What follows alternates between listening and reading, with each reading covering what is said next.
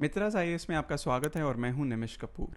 आज हम जानेंगे इस टॉपिक के बारे में, from moon to the sun, what is ISRO's next interplanetary mission. ISRO का अगला इंटरप्लैनेटरी मिशन क्या है। तो इससे पहले हम जान लेते हैं कि चंद्रयान 3 का सक्सेस एक बहुत ही मेजर सक्सेस रहा है इंडिया के लिए, और इसी तरह इसरो अब अपने अगले मिशन की तैयारी कर रहा है जो है आदित्य L1। आदित्य मतलब सन। तो ये सन की तरफ एक पहला मिशन होगा भारत का, और जो सितंबर में लॉन्च होगा।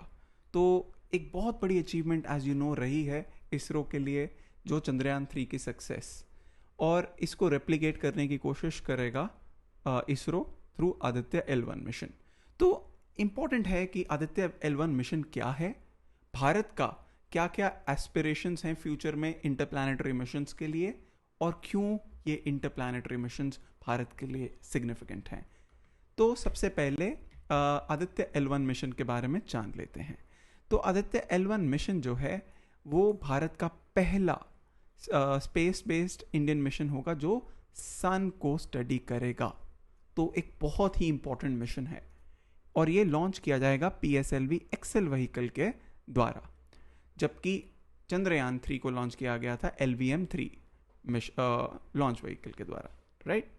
जो स्पेसक्राफ्ट है shall be placed in hello orbit. Hello orbit ऐसी ऑर्बिट होती है जो बेसिकली जहाँ सन को कंटिन्यूसली व्यू में मतलब रहती है उसमें। तो ऐसी हेलो ऑर्बिट जो Lagrange point 1 of sun earth system के स्थित होगी।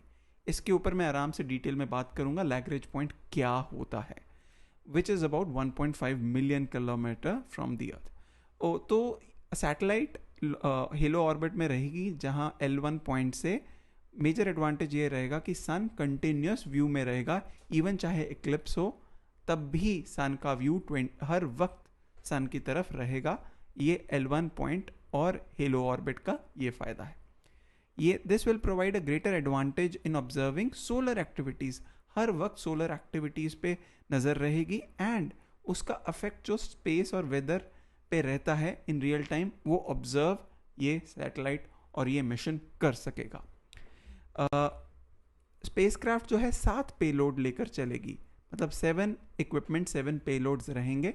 इनमें से 4 बेसिकली जो है स्टडी करेंगे ये पेलोड्स फोटोस्फेयर को, क्रोमोस्फेयर को, और आउटर मोस्ट लेयर ऑफ सन जो कि कोरोना को, using electromagnetic and particle and magnetic field detector. ये पेलोड में रहेंगे। जैसे मैंने बोला 7 रहेंगे, इनमें से 4 पेलोड डायरेक्टली करेंगे सन को व्यू, और जो रिमेनिंग 3 हैं वो इस लैग्रेंज पॉइंट 1 पे इन सीटू, मतलब कि वो उस एरिया के अंदर जो है उस लैग्रेंज पॉइंट के अराउंड स्टडी करेंगे पार्टिकल्स एंड फील्ड्स को, thus providing important scientific study of propagatory effect of solar dynamics।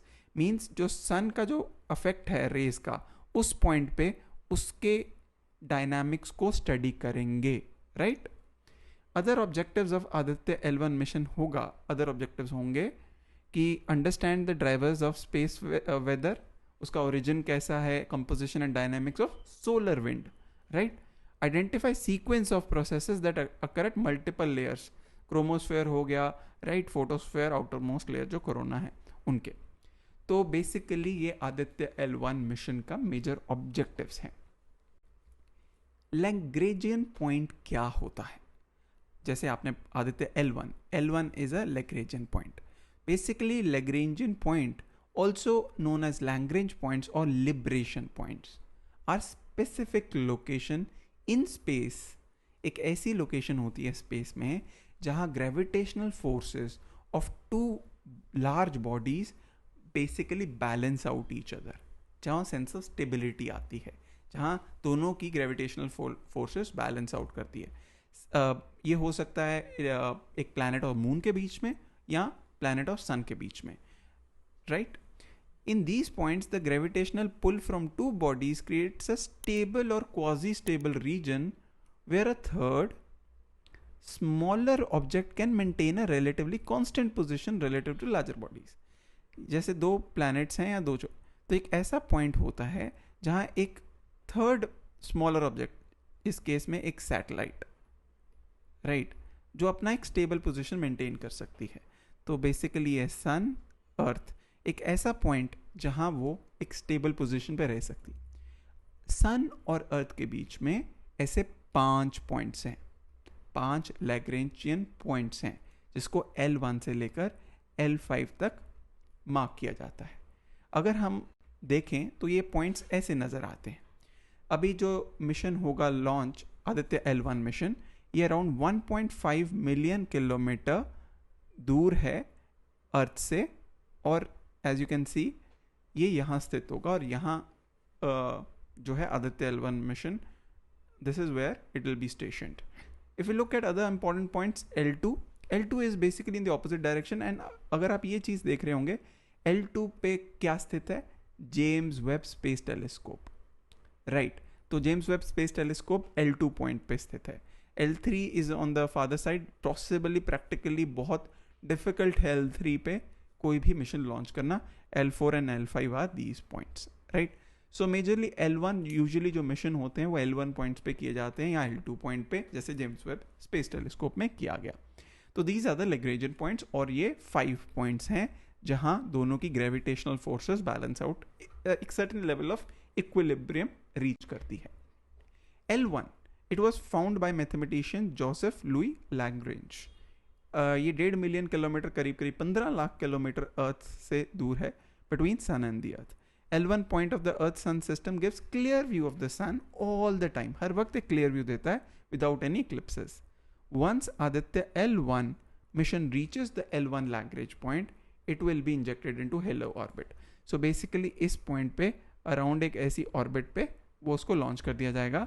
Hello orbit is a type of orbit that allows satellite to remain in stable position between the earth and the sun, right. अब ये mission क्यों important है भारत के लिए?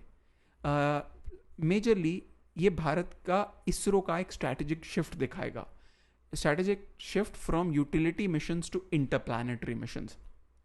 ये चंद्रयान 3 से शुरुआत हुई थी और आदित्य L1 से ये पुख्ता होगी। जबकि पहले मिशंस भारत के, इसरो बहुत ज़्यादा कंसंट्रेट करता रहा है, वेदर फोरकास्टिंग हो, utility, weather forecast, remote sensing, communication satellites, इन पे। पर अब इसरो की फोकस दिखाएगा from moon, sun, even Gaganyaan mission, जो कि एक स्पेस में एक मैंड मिशन भेजना है। तो स्ट्रैटेजिक शिफ्ट, जो कि एक बहुत बड़ा एक शिफ्ट है, एक कॉन्फिडेंस दिखाता है एक ऑर्गेनाइजेशन का, उसी के साथ भारत का। Will show progress and strength of Indian space missions, Indian space missions का एक स्ट्रेंथ और ओवरऑल प्रोग्रेस दिखाएगा। Will help India in forming new alliances for space exploration. Already ये स्टार्ट हो चुका है। सबसे पहले through India joint Artemis accords, right.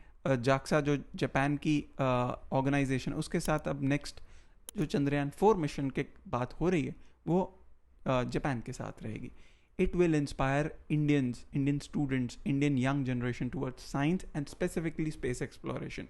तो ये एक देखा जाए एक ऑब्जेक्टिव मिशन तो है, बट इसका लार्जर जो इम्पैक्ट है वो यूथ को मोटिवेट करना भी है। तो ऐसे such missions will really significantly motivate the youth of this country. अब आज का सवाल, in what ways ISRO's interplanetary missions will help India to achieve future growth? ISRO के इंटरप्लैनेटरी मिशंस भारत की फ्यूचर ग्रोथ को कैसे इंश्योर कर सकते हैं? डिस्कस। तो इसमें जैसे हमने बात की कि ये एक फ्यूचर में भारत के प्रोग्रेस साइंस में स्टूडेंट्स को मोटिवेट करेगा, R&D में बेटर पैसा, राइट, प्राइवेट सेक्टर को इसमें लाने की कोशिश करेगा, न्यू टेक्नोलॉजीज इनसे होंगी। भारत में स्पेस को अलग अलग डायमेंशन से सिविलियन जो है प्रोग्रेस, डिफेंस पर्पस के लिए, राइट, बहुत डिफरेंट पर्पसेस के लिए यूज़ किया जा सकता है। प्लस हमारे पास एक रिवर्स ब्रेन ड्रेन कर सकता है, राइट। जैसे कि नासा, जो बड़े बड़े ऑर्गेनाइजेशंस हैं, वहाँ से साइंटिस्ट भारत में वापस आएँ और फर्दर फिलिप दें जो है भारत की, स्पेशली स्पेस मिशंस के ग्रोथ में, इवेंचुअली इंडिया की ग्रोथ में। तो इन डायमेंशंस पे आप सोचिए और आपको ये आंसर का एक बहुत अच्छा उत्तर मिलेगा। तो बहुत इंपॉर्टेंट है आदित्य L1 मिशन यूपीएससी के लिए। ऐसे जुड़े रहिए मित्राज IAS के साथ, और मैं हूं Nimish Kapoor. Thank you so much for watching this video.